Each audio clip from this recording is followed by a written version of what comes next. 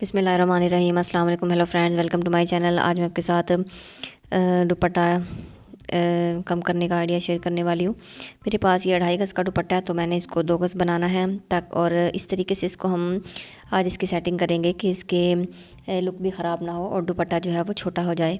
तो सबसे पहले आप ये देख रही होंगी कि इसके पल्लू जो हैं वो बने हुए हैं, और चौड़ाई और लंबाई दोनों तरफ इसकी चौड़ाई पर भी ये कटवर्क है और लंबाई के रुख भी इन्होंने ये पल्ले जो हैं वो लगाए हुए हैं। तो सबसे पहले आपने क्या करना है, आपने इस कटवर्क को कटिंग कर देना है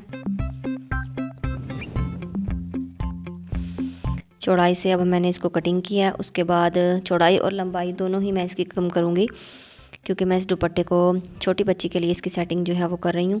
तो लंबाई को कम करने के लिए मैं इसके ये जो पल्लू हैं इनको कटिंग करूँगी, और यहाँ से मैं इसको कट कर रही हूँ ताकि इसकी लेंथ भी कम हो जाए और चौड़ाई भी इसकी कम हो जाए।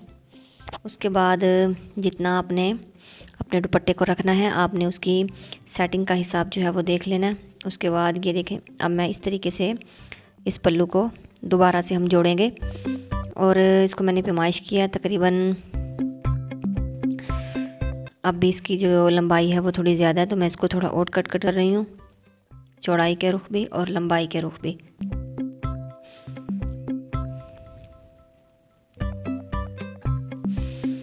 अब जब हमने इसकी कटवर्क जो है वो लगानी है तो बड़े हिसाब से लगानी है, ताकि जैसे इसकी सेटिंग पहले से हुई हुई थी ऐसे ही हमने इसको दोबारा से सेट करना है।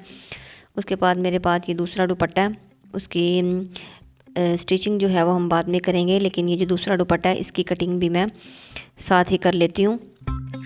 तो एक तरफ बॉर्डर बना हुआ था, तो मैंने उसे कुछ, आपने उसको नहीं हिलाना जुलाना, दूसरी साइड से मैंने इसको कटिंग किया और इसकी लंबाई और चौड़ाई कम कर दी है। उसके बाद अब यहाँ से मैं इसको एक एक पाँव सिलाई का जो दबाव हमने रखना है उसको छोड़कर बाकी जो है मैंने कपड़ा कटिंग कर दिया।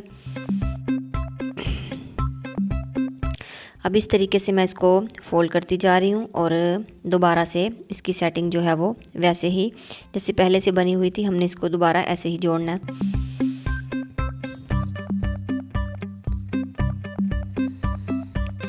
अब जब आपने इसकी कटवर्क को लगाना है तो आपने बहुत ही ध्यान से उसको लगाना है। अब दूसरी साइड का पल्ला भी मैं जोड़ रही हूँ।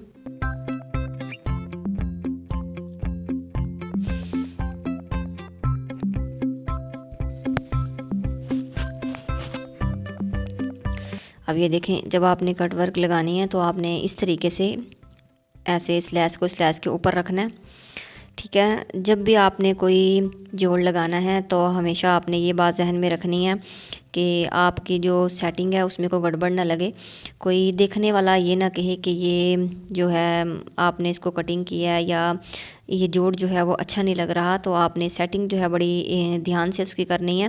जोड़ के साथ जोड़ आपने हमेशा मिलाना है, उसमें ही सिलाई की सफाई जो है वो बनती है। तो पहले भी मैंने सिलाई की सफाई पर बहुत सारी वीडियोस बनाई हैं। तो अब ये देखें, आप देख रही होंगी कि मैंने किस तरीके से इस जोड़ को इस जोड़ के ऊपर रखा है और इसकी सेटिंग बनाई है। बिल्कुल सेम ऐसे जैसे पहले हमारा दुपट्टा था, सेम इसकी सेटिंग वैसे ही हुई है।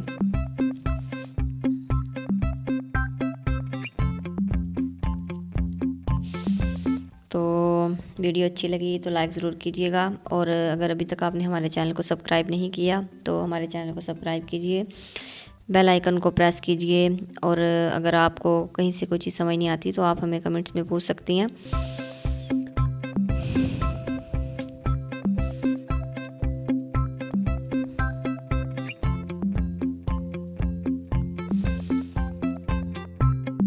तो ये देखें, अब मैं आपको इसकी फ़ाइनल लुक दिखाती हूँ।